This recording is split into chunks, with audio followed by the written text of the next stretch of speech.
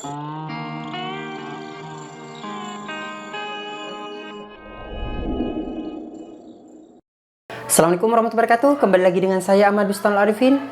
Di kesempatan kali ini saya akan memberikan sebuah informasi langsung dari BKN. Nah, ini sebenarnya sambungan dari informasi kemarin di mana ada pertanyaan apakah semua honorer bisa diangkat menjadi P3K. Nah, di sini kita akan bahas bersama dan kita coba ulik bersama-sama. Namun sebelum kita ke informasi, coba absen terlebih dahulu dari kabupaten kota mana saja Bapak Ibu semua berasal di kolom komentar di bawah ini. Contoh saja Surabaya hadir Mas, Bandung hadir Mas, Jakarta hadir Mas, Papua hadir Mas, dan kota-kota lain di seluruh Indonesia. Kemudian jika Bapak semua ingin subscribe channel ini, silahkan subscribe, aktifkan notifikasinya. Dan jika ingin berdonasi, silahkan donasi di nomor yang ada di depan barisan. Silahkan simak informasinya berikut ini. Pertanyaannya itu apakah honorer dan non ASN yang terdaftar di database BKN yang sekarang ada ini itu otomatis lulus menjadi P3K atau wajib mengikuti seleksi dulu dan lulus seperti itu? Jawaban singkatnya, wajib mengikuti seleksi. Wajib mendaftar dan mengikuti seleksinya. Kelulusannya ada prioritas. Tadi kelompok XTHK 2 kalau nggak mendaftar, ya nggak akan diangkat. Nah, Tenaga non-ASN yang ada di data BKN, kalau tidak mendaftar dan ikut seleksi, ya nggak bakalan lulus dan diangkat. Lulusnya kalau mendaftar dan ikut seleksi, ya kalau dia di ranking hasil seleksinya nilainya ada seleksi kompetensi, benar. ya kan, kemudian ada wawancara tertulis. Ya. Seleksi kompetensi ada manajer sosiokultural, kemudian ada teknis. Ya. Kemudian ada wawancara tertulis. Kalau di ranking dia masuk ke jumlah dari ketersediaan informasi, ya keangkat ya. Tapi kalau dia tidak masuk, ya tidak keangkat sebagai P3K penuh waktu. P3K penuh waktu. Karena apa? Kenapa tidak pasti diangkat? Di samping harus ikut tes juga ketersediaan informasi oleh instansi. Ya. Instansi punya THK 2 tapi tidak mengajukan formasi yang sesuai dengan jabatan atau kualifikasi pendidikan THK 2 itu kan juga jika tidak memungkinkan mestinya tidak terjadi, tapi bisa jadi ada instansi yang tidak mengajukan formasi. Saya belum cek satu-satu apakah ada daerah atau instansi yang memang tidak melakukan pengadaan P3K, tapi rasa-rasanya hampir semua melakukan pengadaan P3K. Berarti yang penting tuh daftar dulu. Betul. Dan ikut seleksinya ya, Pak. Itu pasti itu syaratnya seperti itu. Nah, ini Pak, ada juga pertanyaan tahun ini seleksi P3K 2024 dengan jumlah formasi P3K yang sekitar 1.100.000 tadi ya Pak, ya. Sekisaran itu terbilang cukup besar dan bahkan bisa 5 kalinya untuk CPNS formasinya. Betul, 200 sekian CPNS. Benar sekali. Apakah ini bisa menjadi tanda atau dianggap menjadi tahun terakhir atau kesempatan terakhir bagi pegawai honorer dan non ASN itu untuk mendaftar sebagai P3K Pak? Kalau kebijakan bahwa XTHK 2 tenaga non ASN yang ada di database BKN hanya bisa mendaftar atau tahun ini sebagai kesempatan untuk mendaftar terakhir, saya kira tidak. Tapi kebijakan yang sedemikian rupa untuk menyelesaikan tenaga non ASN yang ada, ini yang tahun inilah. Kalau tidak semuanya terserap, kan begini, ke depan prioritas itu P3K.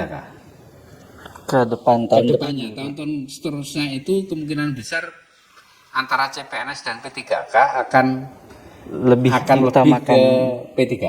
Tapi P3K yang tahun-tahun ke depan bukan dikhususkan untuk penyelesaian tenaga non ASN ini, tapi teman-teman yang ada di database tenaga non ASN bisa ikut diseleksi tahun depan. Seperti itu ya.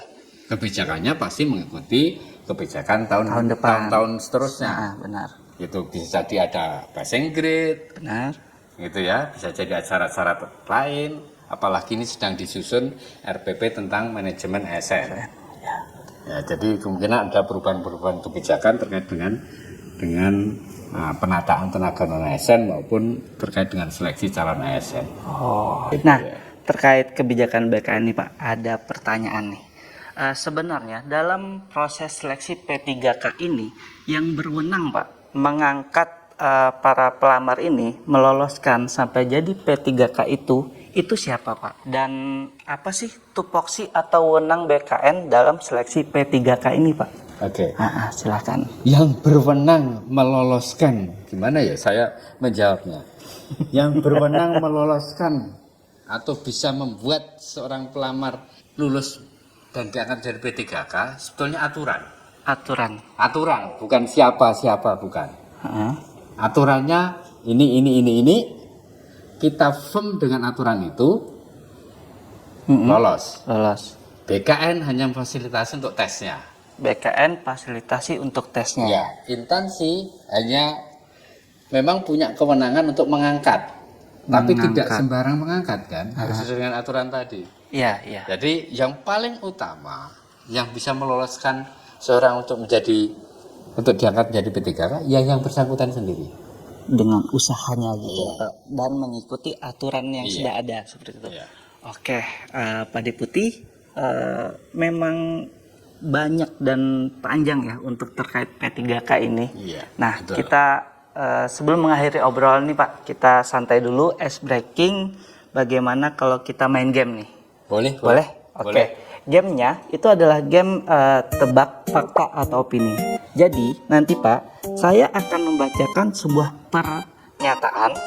Pak Deputi yang akan menjawab itu apakah fakta atau opini dengan cepat ya Pak. Ya. Tapi disertai dengan alasannya. Oke. Oke, baik. Siapa? Saya mulai nih. Siap. Oke. Pertama, pengadaan P3K tahun 2024 khusus untuk tenaga non ASN. Fakta atau opini? Opini. Kenapa Pak? Karena pengadaan P3K tahun 2024 ini tidak hanya dikhususkan untuk tenaga non ASN. Karena di sana ada juga yang ex PHK 2. Artinya ex tenaga honorer kategori 2 yang belum terangkat pada saat adanya kebijakan pengangkatan tenaga honorer baik kategori 1 maupun kategori 2. Kedua nih Pak, siap ya Pak. Seleksi P3K 2024 dianggap hanya formalitas. Para pelamar otomatis diangkat menjadi P3K fakta atau opini? Opini lagi. Kenapa Pak? Karena begini, untuk seseorang pelamar bisa diangkat menjadi calon ASN baik itu CPNS maupun P3K. Kalau yang kita bicarakan adalah P3K, ada beberapa persyaratan. Yang pertama dan utama adalah tersedianya formasi jabatan. Tersedianya formasi jabatan Sesuai dengan kualifikasi pendidikan. Sekarang tersedia 1,01. Dari sisi tenaga non ASN yang ada di database itu 1,3 kalau tidak salah. Benar. Itu saja sudah terlihat. Kalau yang 1,3 semua mendaftar, pasti ada yang tertinggal. Iya. Belum yang THK 2. Belum THK 2. Belum yang tenaga non ASN non database. Non database.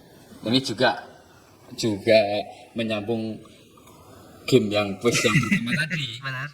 Di samping tenaga THK 2 ada juga tenaga non ASN non database. Jadi benar. tidak hanya untuk khusus yang tenaga non ASN yang ada di database untuk P3 tahun ini. Jadi syarat untuk yang pertanyaan kedua saya lanjutkan. Syarat pertama adalah tersedia informasi.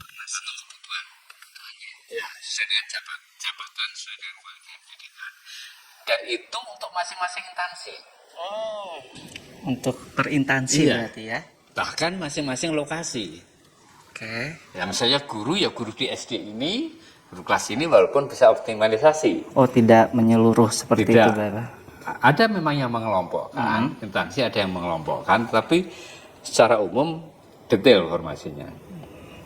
Dan tidak semua instansi mengalokasikan sesuai dengan kondisi baik XTHK2, tenaga non-ASN masuk database maupun tenaga non-ASN yang tidak masuk database.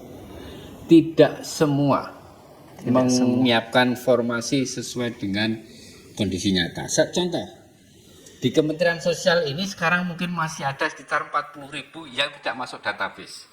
Wah, formasi yang disediakan di samping yang masuk database itu ada beberapa ribu, mungkin masih ada ribuan.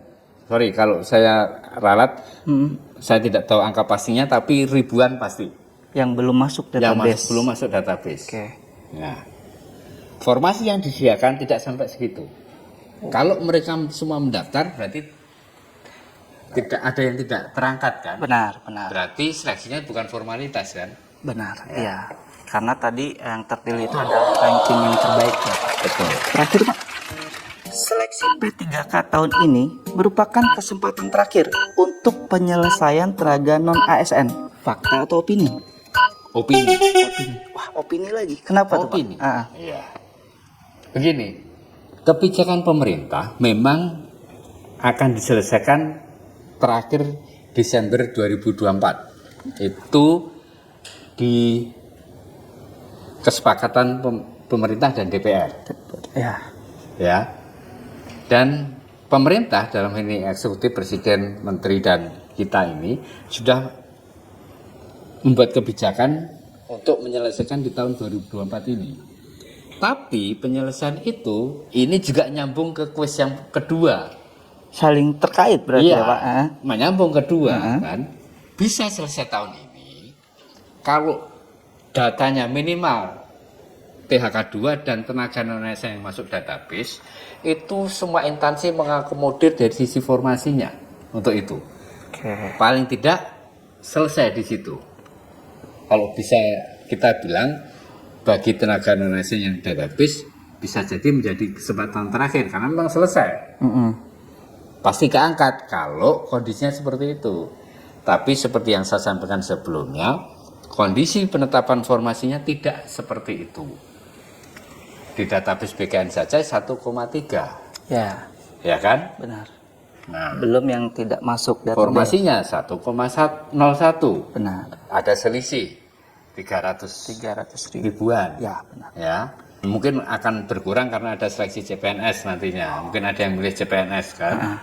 Nah, belum yang tenaga non-ASN yang tidak di luar database, dalam arti ada instansi yang mungkin dari sisi PHK2 dan tenaga non-ASN yang database jumlahnya mungkin hanya 100, tapi dia menyediakan formasi 500 karena yang 400 untuk mengakomodir yang tenaga non-ASN yang non-database.